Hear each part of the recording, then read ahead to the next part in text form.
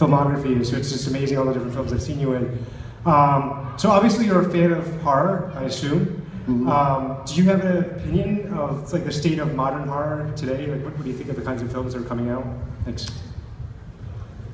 I'm not a big fan of rebooting or all that stuff. I like original stories. I think. Yeah, right.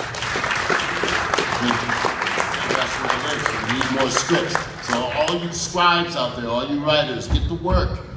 Think, and it's not about trying to find a way to shock somebody in a way that's not been seen before. You tell a good story that has a beginning, a middle, and an end, has compelling characters, has a twist or two, and that you love and that you want to spend the time working on it, you're in the right ballpark. So please, write.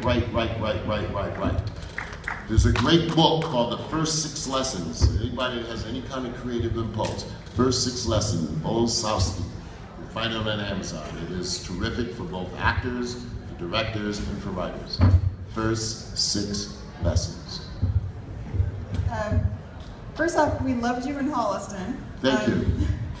Now, my question calls back to the other lady's question about Alcatraz. Yeah. The way you answered that seemed to imply that you had other ghostly experiences or anything with the supernatural? Well, yeah, I mean, I'm an empath, so all my life I've had, visitations, if you will. So they're trying to talk me into doing this, and I'm trying my best. I've said no 3 times, but they're trying to convince me to host this kind of thing, a reality show. I can't even say it, right? But it would be a specific reality show where we go and visit. It's not paranormal, but it's more than that. It's trying to go and visit proven places that have been affected or something strange has happened. That can be many places around the world. Right now, I don't know, there's a hotel in Oklahoma City called the Skirvin, wherever teams come in to play the Oklahoma Thunder, they stay there. And there's been 80 documented cases of people not being able to sleep through the night. Things like bathroom doors slowing, bathtubs filling up, being in the shower, and all of a sudden you're with a naked ghost woman.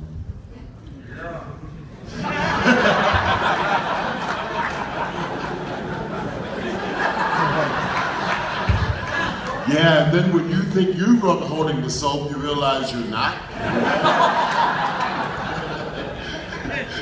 No, it's a true story. Apparently this woman, the hotel owner in the turn of the century, got this woman pregnant and then locked her in her room, and then she couldn't take it anymore, and she jumped from the 13th floor with a baby, and to this day people hear the baby crying through the night, and this woman doing all kinds of lascivious behavior. So, Skirvin Hotel, Oklahoma City. And the places like this are all over the place. So, we grew up in a very poor neighborhood, and we were surrounded by a graveyard. So I never had any fear about, because that's what we played. We played in the graveyard. That's what we did. We jumped on the tombstones and played football and tried to avoid the tombstones for the past. But because of that, yes, everybody's had experiences, whether they know it or not. And special memories of working with Brandon Lee on The Crow. Oh yeah, word. What? Special memories of working with Brandon Lee on The Crow. There's not a week goes by I don't think about Brandon. It shouldn't have happened. We were staying in a great loft over a bar. So for the first 2 weeks, I'm a huge sports guy, particularly basketball. I'm a huge March Madness, so it's right around the corner. And every night I'm trying to learn from my line, and I'm also watching the games. And one day Brandon said, "How come you're not hanging out with us?" And I said, I'm trying to find my character. When in truth, I just wanted to see who won, but it also worked on my character.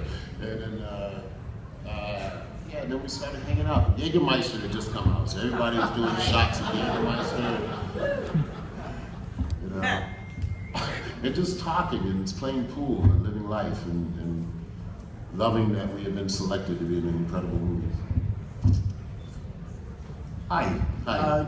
Quick question about the reboot question again, but 1990 when you guys redid Night of the Living Dead, I recently rewatched that film, and it struck me that unlike the original, there seemed to be some other themes running through it that were a little more blatant. Racism, spousal abuse, the role of women. Were you guys aware going into it that you were going to be, there was going to be a little more substance to the story, or you're just like, all right, this is great, we're just going to scare everybody? I think the main thing we wanted to do is do the twist at the end where Barbara had more empowerment. That was the one that we really knew we wanted to do. Everything else came about because Tom Tolles, rest in peace, who we lost last year playing Cooper. He and I knew right away that we were going to keep it real. And to the point, a little bit, to the point though where like, I mean, I'm method, he's method, to the point where like, the only time we spoke was what you saw in the film. I mean, that's it. We wanted to keep it raw. I mean, there was a couple points where you almost came to blows. So you can feel that in the film. In a good way, not in a bad way. I mean, he's not crazy, so. And, you know, and years later, he apologized. I didn't realize this, but apparently he had been going through, he went into recovery. And he'll be the first one to tell you. And he apologized to me. He says, you know, he says, I was such an angry person at that time and couldn't accept a lot of things. That really touched me because he didn't have to say it, and it had been 15 years since it had happened. So but I was feeding off what he was giving me, and that's it. And again, it's been my whole thing, my personal subtext, as I told you, I was a newborn father. So I just wanted to get home to my family. I wanted to get home to my people, right? In the midst of what was going on. So.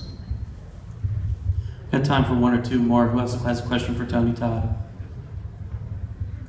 Any voiceover projects coming up? Well, we're continuing work on The Flash still.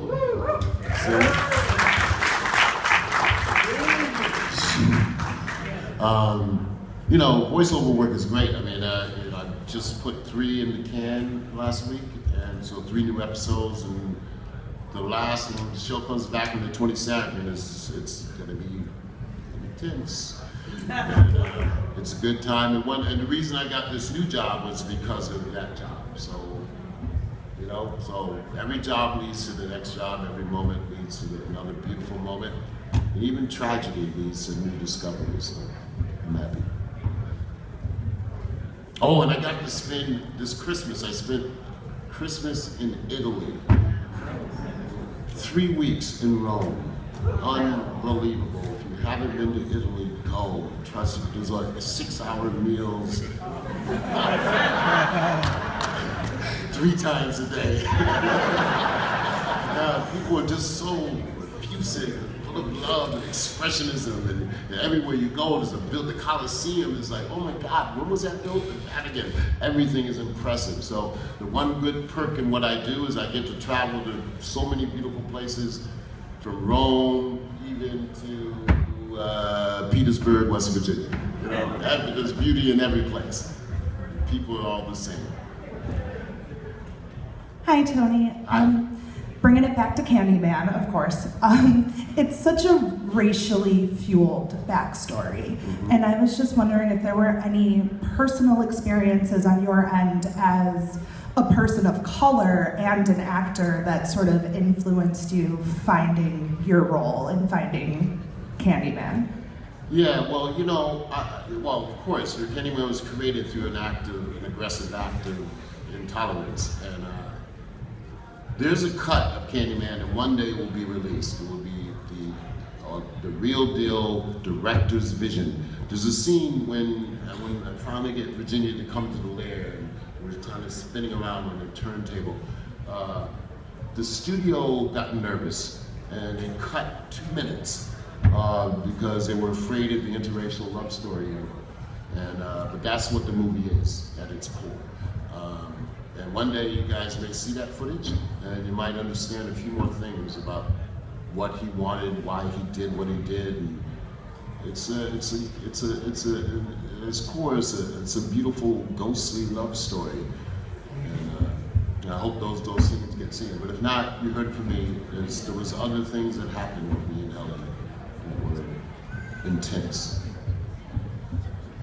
And I'm so sorry that Virginia had to cancel at the last minute. I was expected to be sharing this with her today, but I'm sure she was here last time, and I'm sure she sends her well wishes and stuff. She's a beautiful, beautiful, majestural woman. And she's currently in that film Joy, so check her out in that, along with another woman I work with, Isabella Razzolini. Anybody else have a question for Tony Todd? Right up here in the front.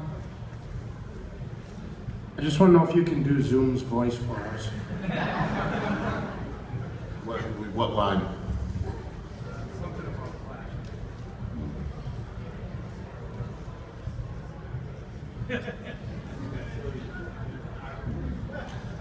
I'm going to kill you, Flash.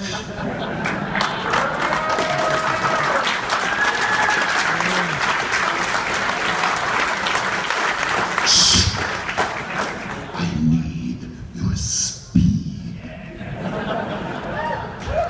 Yes.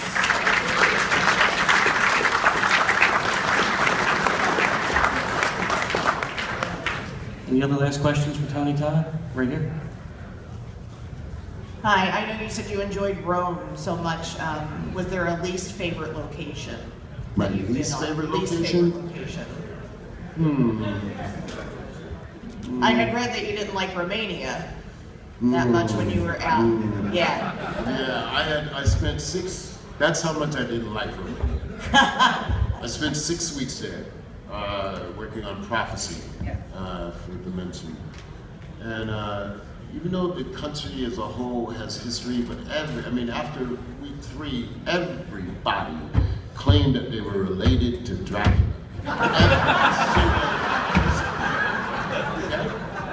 So I went up to the castle, which is about a 3.5-hour drive, where you pass all kinds of things and people holding baby tigers, right? Literally on a chain and urging you to get out the vehicle and take a picture with them. The hustle was on, and it was on deep. And then the gypsy influence. And I understand it was just trying to embrace the Euro system and stuff, but there were so many gypsies. And unfortunately, most of the gypsies were bands of young kids who would try to swarm you, and you had to sew up your pockets, or older women who would do all kinds of devices. And I got to understand that it wasn't a personal thing, it was the condition of the country. And the disparity between rich and poor was just too extreme for me. I just couldn't handle it. And they also had packs of wild dogs. Yeah, I read that, yeah. Yeah, roaming the streets, literally.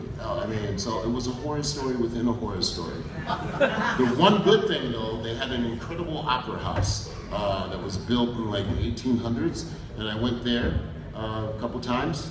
That's how much I needed a break. And for $5, I got to hear this magnificent voices. Of course, it was all in Romanian, but I acted like I knew what they were saying. And I went outside and tried to dodge the dogs. And the food was not best. But it's strange because it's so close to so many other places that are wonderful. So it's just that little moment of depression. But Prague is much better. And Luxembourg is terrific. I worked with Tom Hardy there, so it's all good. Any other final questions for Tony Todd? All right, Tony, if your fans want to catch up with you on social media, how can they stay in contact with you, see what kind of projects you're up to? Yeah, I'm an active user of my Twitter feed, which is @TonyTodd54. I post all the new stuff. I'm going to be announcing whatever this project is. I just booked yesterday on Monday on that. And be able to tell you more about what it is. And also I try to give life advice. If I find good quotes, I try to share them, because we all could use a good quote every now and then, a good story and inspiration, and inform each other. So please, @TonyTodd54, or on Instagram, Tony Todd Official. Ladies and gentlemen, give it up to the Candyman, Tony Todd!